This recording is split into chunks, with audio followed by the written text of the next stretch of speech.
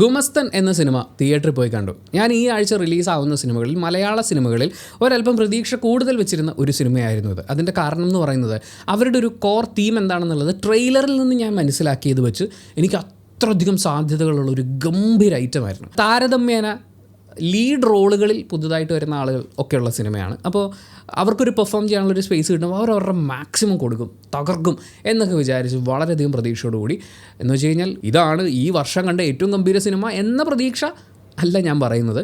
നല്ലൊരു സിനിമയായിരിക്കും, അവർ രസമായിട്ട് ചെയ്തിട്ടുണ്ടാവും എന്നൊക്കെ വിചാരിച്ചാണ് ഞാൻ തിയേറ്ററിൽ പോയി കണ്ടത്. എന്നിലെ പ്രേക്ഷകൻ എങ്ങനെ ഫീൽ ചെയ്തു എന്നുള്ളതാണ് നമ്മൾ ഈ വീഡിയോയിൽ സംസാരിക്കാൻ പോകുന്നത്.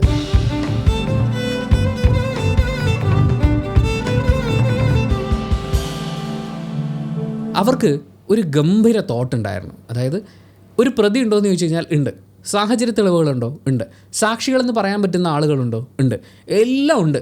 പക്ഷേ ഒരു ക്രൈം നടന്നിട്ട് അവിടെ ഒരു വിക്റ്റിമില്ല, അല്ലെങ്കിൽ വിക്റ്റിം ആരാണ് എന്ന് ഐഡൻറ്റിഫൈ ചെയ്യാൻ പറ്റുന്നില്ല. അങ്ങനെ ഒരു സാധ്യതയുമില്ല എന്നുള്ളത് ട്രെയിലർ കണ്ടാൽ മനസ്സിലാവുന്നതാണ്. ഞാൻ ഈ സ്പോയിലർ പറഞ്ഞു എന്നൊന്നും വിചാരിക്കരുത്.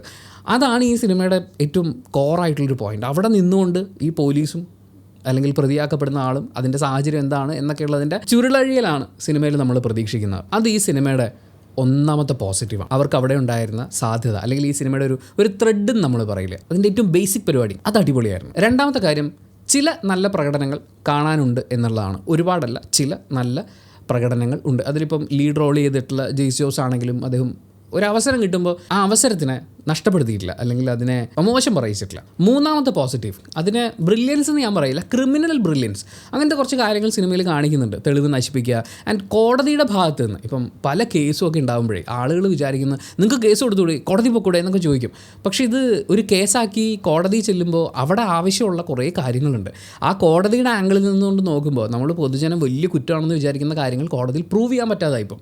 അപ്പോൾ അങ്ങനെയൊക്കെയുള്ള ചില കാര്യങ്ങളെ സിനിമയിൽ കാണിക്കുന്നുണ്ട്. ഒരാൾ കുറ്റം പറഞ്ഞിട്ട് അയാളെ അതിൽ നിന്ന് സിമ്പിളായിട്ട് ഊരിക്കൊണ്ട് പോകുന്നതിൻ്റെ കുറേ ടെക്നിക്കുകളും സിനിമയിൽ നമ്മൾ കാണുന്നുണ്ട്. അത് കുറേയും കൂടി റിയലിസ്റ്റിക് ആയിട്ടുള്ള ഒരു ആംഗിളാണ്. ഒരു പോലീസ് ഉദ്യോഗസ്ഥൻ വന്ന് ഹെഡറാ കേട്ടറാ പോടാ എന്നൊക്കെ പറഞ്ഞ് ഡയലോഗ് അടിച്ചു കഴിഞ്ഞാൽ ഈ നാട്ടിലെ എല്ലാ പ്രശ്നങ്ങളും തീരുമൊന്നുമില്ല. കോടതിയിൽ അതിൻ്റേതായിട്ടുള്ള രീതികളുണ്ട്. അതിൻ്റെ ഒരു ചെറിയ ആംഗിൾ നമ്മുടെ മുന്നിൽ തുറന്നു വെക്കുന്നുണ്ട് സിനിമ. പിന്നെ ഒരു ഓക്കേഷ് ആംഗിളിൽ നിർത്താവുന്ന ഒരു കാര്യം എനിക്കിതിൻ്റെ ബാക്ക്ഗ്രൗണ്ട് സ്കോറാണ് ഫീൽ ചെയ്തത്. പക്ഷേ ഒരു സ്ഥലത്ത് എനിക്ക് എന്താ ഇവർ ഇങ്ങനെ ചെയ്യുന്നത് എന്ന് തോന്നിപ്പോയത്, വില്ലനും നായകനും തമ്മിലുള്ള, അത് ആരാണ് എന്താണെന്നുള്ളത് നിങ്ങൾ സിനിമ ക്ലൈമാക്സ് ആകുമ്പോഴേ അറിയുള്ളൂ.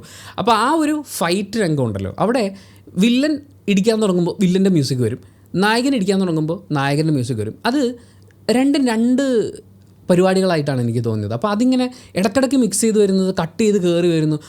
എന്നാൽ ഇനി ഇയാൾക്ക് കുറച്ച് മ്യൂസിക് കൊടുക്കാം, എന്നാൽ ഇനി ഇവന് കുറച്ച് മ്യൂസിക് കൊടുക്കാം എന്ന് പറഞ്ഞ് അങ്ങനെ ഒരു ബാലൻസിങ് ചെയ്യാൻ നോക്കുന്ന പോലെ എന്തിനാണ് അങ്ങനെ ചെയ്തതെന്ന് എനിക്ക് മനസ്സിലായിട്ടില്ല. പക്ഷെ അത് ഭയങ്കര ജമ്പായിരുന്നു. സിനിമ കണ്ടുകൊണ്ടിരിക്കുമ്പോൾ ഭയങ്കര ചാട്ടം ഫീൽ ചെയ്തു. വിഷ്വൽസിലേക്ക് വരുമ്പോഴും പരിമിതമായിട്ടുള്ള ഈ സിനിമയൊക്കെ കാണുമ്പോൾ നമുക്കറിയാം ഇത് മറ്റൊരു സൂപ്പർ സ്റ്റാർ സിനിമ പോലൊരു ബഡ്ജറ്റോ കാര്യങ്ങളൊന്നും ഇല്ലാത്ത ഒരു സിനിമ ആയിരിക്കണം എന്ന്. പക്ഷേ ആ പരിമിതികൾക്കുള്ളിൽ നിന്നുകൊണ്ട് അത്യാവശ്യം നല്ല വിഷ്വൽ പരിപാടികൾ തന്നെ അവർ ഡെലിവർ ചെയ്യുന്നുണ്ട്. പക്ഷേ ഈ സിനിമയിൽ എന്നെ നിരാശനാക്കുന്ന ഘടകങ്ങളിൽ ഒന്നാമത്തെ കാര്യം എന്ന് പറയുന്നത് ഇതിൻ്റെ ഒരുപക്ഷെ സ്ക്രിപ്റ്റ് ആയിരിക്കാം, അല്ലെങ്കിൽ കഥ പറച്ചിൽ രീതി ആയിരിക്കാം.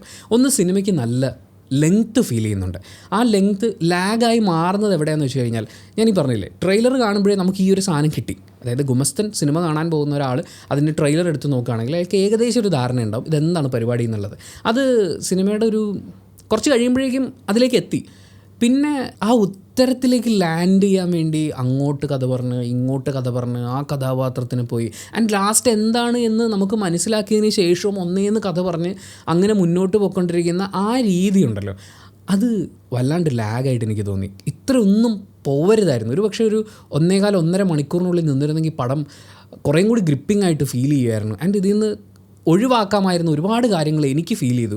ആസ് എ പ്രേക്ഷകനാട്ടോ ഞാൻ പറയുന്നത്. മറ്റേ റിവ്യൂവർ എന്നൊക്കെ പറയുന്ന വലിയ സാധനമൊന്നും എടുത്ത് വെച്ചിട്ടല്ല, ഒരു സാധാരണ പ്രേക്ഷകൻ എന്നുള്ള രീതിയിൽ ഇതിൽ ആദ്യം കാണിക്കുന്ന അസീസ് നെടുമങ്ങാടിൻ്റെ കുറേ രംഗങ്ങളുണ്ട്. അത് അയാളുടെ ഒരു കൂട്ടുകാരനുണ്ട്, ഇവരുടെ ഈ തള്ളു സുര എന്ന് പറയുന്ന ക്യാരക്ടർ, അയാൾ എന്തെങ്കിലും ഒരു തമാശ പറയുമ്പോൾ ഉടനെ ഒരു കോമഡി ടോയിങ് മ്യൂസിക്കൊക്കെ വരുന്നു.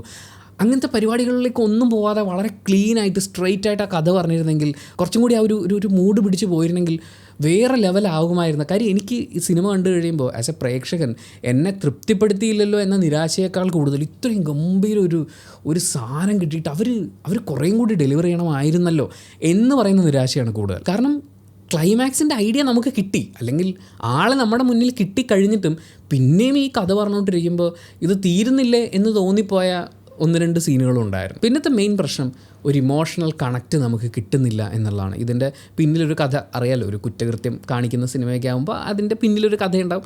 ആ കഥയിൽ വേദനിക്കപ്പെടുന്ന ആളുകളുണ്ടാവും, അവരായിരിക്കാം ഒരു പക്ഷേ പ്രതികാരം ചെയ്യുന്നതെന്നൊക്കെ പറയുന്ന പോലത്തെ പരിപാടികളൊക്കെ ഉണ്ടല്ലോ. അപ്പോൾ അവിടെയൊക്കെ നമുക്ക് ഫീൽ ചെയ്യേണ്ട ഒരു ഇമോഷണൽ കണക്റ്റ് ഉണ്ട്.